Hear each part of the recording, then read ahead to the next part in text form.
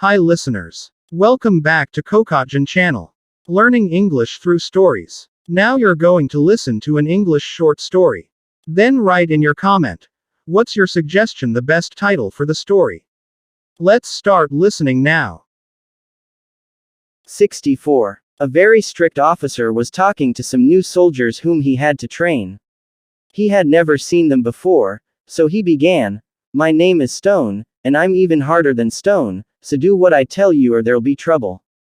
Don't try any tricks with me, and then we'll get on well together." Then he went to each soldier one after the other and asked him his name. "Speak loudly so that everyone can hear you clearly," he said, "and don't forget to call me, sir."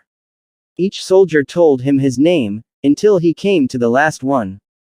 This man remained silent, and so Captain Stone shouted at him, "When I ask you a question, answer it.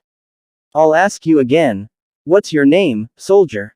The soldier was very unhappy, but at last he replied, "My name's Stonebreaker, sir," he said nervously. Find out the best title for the story. If you find it useful for you, please subscribe, give comment, and share this link to others. Thank you.